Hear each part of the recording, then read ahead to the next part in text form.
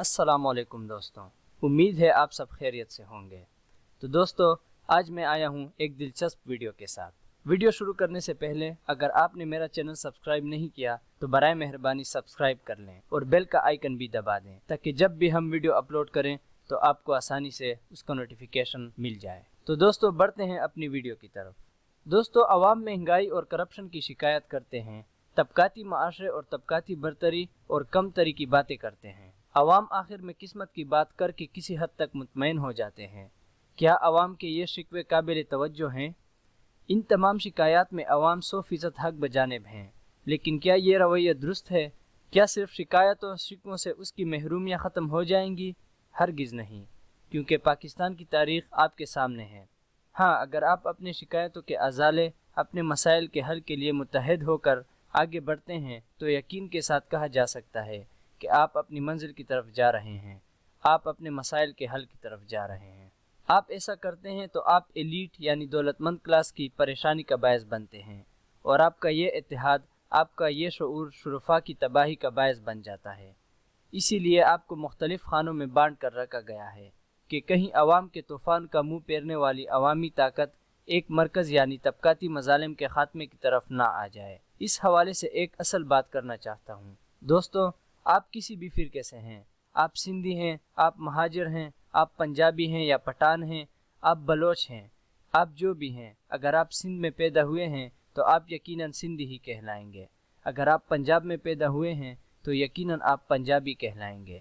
اگر آپ بلوچستان میں پیدا ہوئے ہیں تو یقیناً آپ بلوچ ہی کہلائیں گے، اور اگر آپ پختونخوا میں پیدا ہوئے ہیں تو آپ پٹھان یا پختون کہلائیں گے۔ آپ مہاجر ہیں تو آپ یقیناً مہاجر ہی کہلائیں گے۔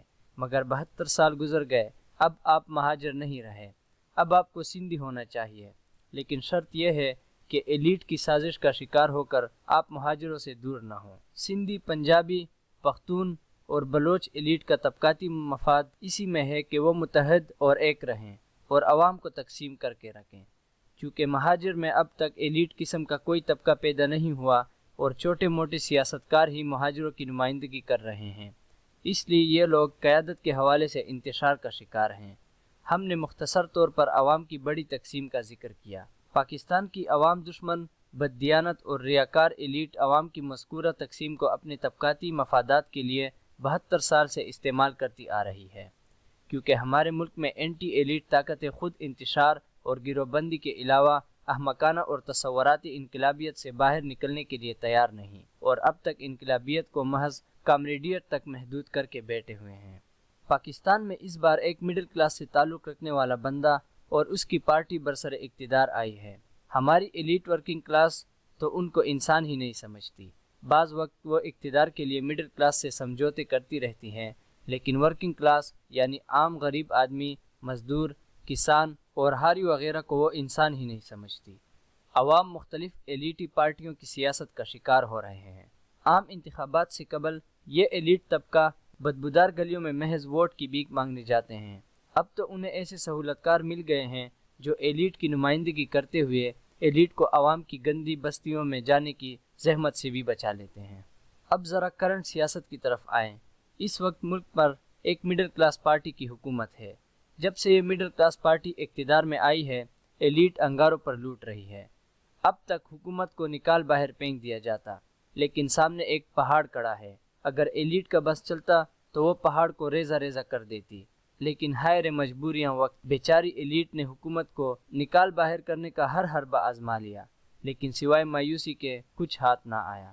اب ایلیٹ نئی منصوبہ بندیوں میں مصروف ہے، سازشیں ہو رہی ہیں، چالیں چلی جا رہی ہیں، مگر پہاڑ سے ٹکرانے کی ہمت نہیں۔ عمران خان کے حوالے سے ہم نے بار بار اس بات کو دہرایا کہ عمران خان نے کوئی تیر نہیں مارا۔